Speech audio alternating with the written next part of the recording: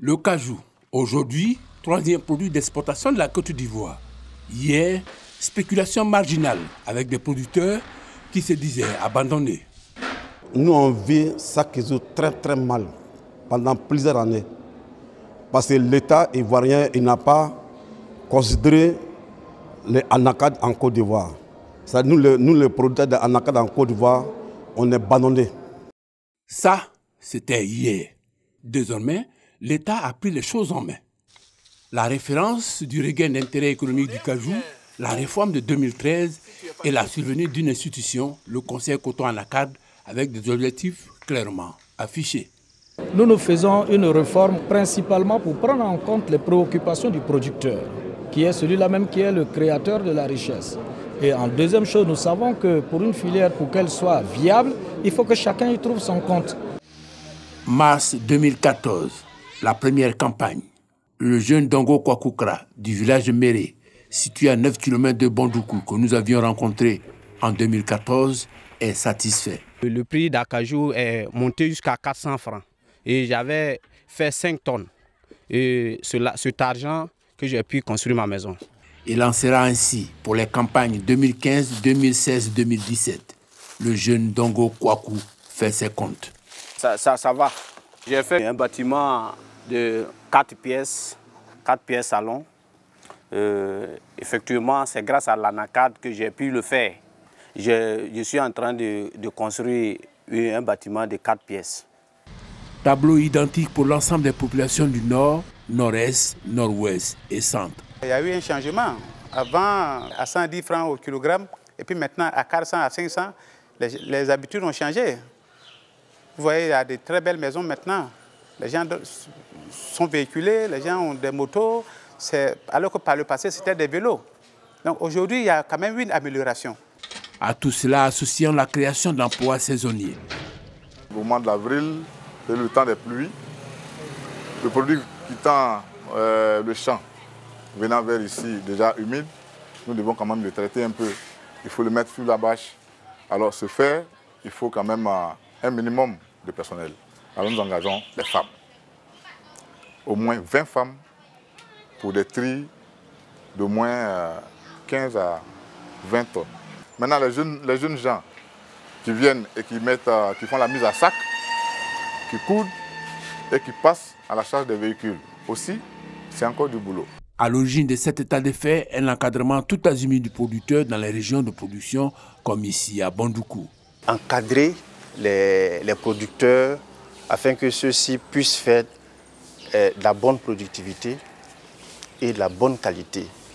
Et même leur permettre de faire une bonne commercialisation. C'est ce qu'on appelait les ventes groupées. C'est-à-dire qu'on dit dans un village, à telle date, comme à Fletcher-Dougou, c'est le marché, tout le monde vient avec son produit et la concurrence aidant, ça permet aux producteurs de vendre à un meilleur prix. Il y a un encadrement dédié spécialement à l'anacarde.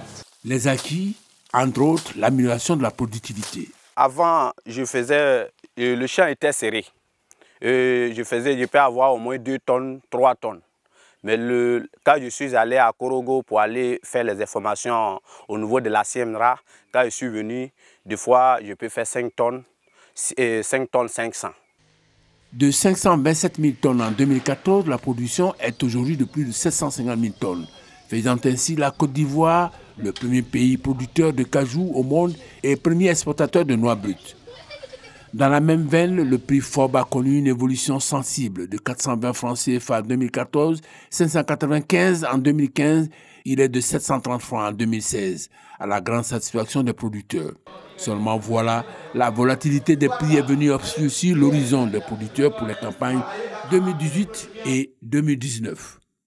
Avec les prix bord champ actuellement, on n'arrive même plus à envoyer les produits sur Abidjan. L'année passée, c'était à 500 et ils ont payé jusqu'à 625, 800. Mais cette année, à 375, vraiment, ça nous a beaucoup découragés. L'État doit avoir, si c'est pour diminuer les taxes, pour que les exportateurs puissent concurrencer avec ceux du Ghana. C'est ça, moi, je pense.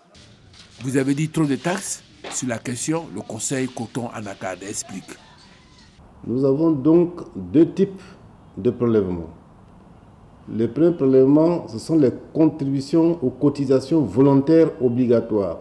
Il s'agit de discuter avec les acteurs de la filière, tous les maillons qui sont dans la commercialisation. Une fois qu'on s'est mis d'accord sur leur coût de structure, leur coût de charge, une fois qu'on s'est mis d'accord sur ce qu'il faut donner à la structure de régulation pour fonctionner, ce qu'il faut prélever pour financer le conseil agricole et la structuration du milieu des OPA.